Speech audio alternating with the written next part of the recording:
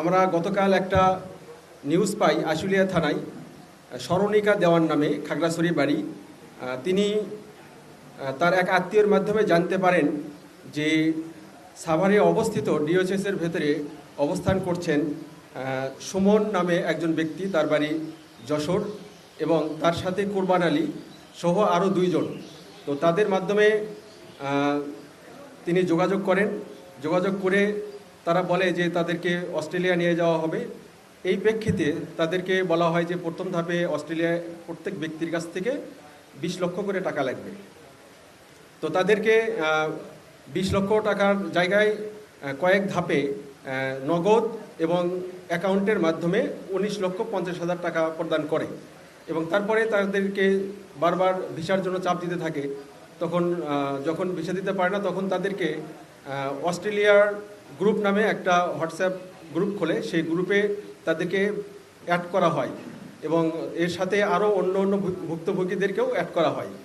করে তাদেরকে এখানে একটা ডিএফএস গ্লোবাল নামক আরেকটা গ্রুপে নিয়ে যাওয়া হয়। সেখানে নির্দিষ্ট একটা কারওয়ান বাজারের নির্দিষ্ট একটা রুমে নিয়ে গিয়ে তাদের ফিঙ্গারপ্রিন্ট নেওয়া হয়। নেওয়ার পরে তাদেরকে বলা হয় যে আপনাদের ভিসা 2-1 দিনের মধ্যে পেয়ে যাবেন। এরপরে 5 দিন পরে তাদেরকে কয়েকটা কাগজ দেওয়া হয় যে এগুলোই অস্ট্রেলিয়ান ভিসা, এবং তারপরে তখন এটা নিয়ে তারা কাজ করতে থাকে। তারপরে বলে যে প্লেনের টিকিট কাটার জন্য আরও 96,000 টাকা লাগবে, এই স্মরণিকার কাছ থেকে তারা চায়। তখন স্মরণিকা খুবই কষ্টে 50,000 টাকা ম্যানেজ করতে পারে, এবং তাদেরকে যখন বলা হয় যে প্লেনের টিকিট কবে, এরা কালক্ষেপণ করতে থাকে। তখন এরা বুঝতে পারে যে এরা আসলে প্রতারক চক্র। এর পাশাপাশি এই স্মরণিকা দেওয়ান ছাড়াও আরও 13 জনের কাছ থেকে প্রায় 1,21,00,000 টাকা হাতিয়ে নিয়েছে, এবং এই জিনিসটা তারা জানতে পারে।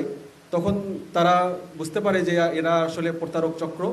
এর উপর ভিত্তিতে যে মামলাটি হয়, তার প্রেক্ষিতে আমরা আজকে কারওয়ান বাজারের একটা টাওয়ারে আমরা অভিযান চালাই। অভিযান চলাকালে আমরা 2 জনকে গ্রেপ্তার করতে পারি। এর মূল হোতা হলো শফিউর রহমান সুমন, তার বাড়ি যশোর, এবং তার সাথে কোরবান আলী 30, সে কম্পিউটার অপারেটর, এবং সে ওখানে যে কম্পিউটারটা আমরা সিজ করেছি সেখান থেকে দেখা যায় যে প্রায় 13টা আমরা ভিসা জব্দ করতে পেরেছি ওখান থেকে, যেগুলো জাল ভিসা। এগুলো ওই কম্পিউটারে তৈরি করে, এবং তাদেরকে বিশেষ করে মোটা অঙ্কের টাকা নিয়ে তাদেরকে বলা হয় যে এগুলো নিয়ে আপনারা যেতে পারবেন। এর মধ্যেও আমরা কিছু কিছু অনুসন্ধানে জানতে পারি যে এই ভিসাগুলো নিয়ে যখন এয়ারপোর্টে যায়, তখন দেখে যে ইমিগ্রেশনেই বলে যে এগুলো ফেক ভিসা। আমাদের সবগুলো ভিসা ওখানে রয়েছে, এখানে ওপরে সিল মেরে দেওয়া আছে যে এগুলো ভুয়া। সুতরাং এরা দীর্ঘদিন ধরে এই কাজ করে যাচ্ছে। আর সবচেয়ে বড় বিষয় যে তারা প্রথমে আশুলিয়ায় একটা অফিস খোলে, এরপরে সেখান থেকে তারপর অনেকজনকে প্রতারিত করার পরে তারা হাতিরঝিলের দিকে একটা অফিস খোলে। হাতিরঝিলে যখন তারা দেখে যে এখানে অনেক চেনাজানা হয়ে গেছে, তারপরে কারওয়ান বাজারে এসে অফিস খুলে বসে, এবং তাদের সিন্ডিকেটটা অনেক বড়। আমরা 2 জনকে গ্রেপ্তার করতে পেরেছি, এবং আমরা আশা করব যে অবশিষ্ট যারা রয়েছে তাদেরকে আমরা গ্রেপ্তার করতে সক্ষম হব, এবং তাদের যে ডিভাইস দিয়ে এই জাল ভিসা তৈরি করে সেগুলো আমরা জব্দ করেছি, এবং তাদের অফিস থেকে আমরা কিছু জাল ভিসাও উদ্ধার করেছি, এবং এই অভিযান আমাদের অব্যাহত থাকবে।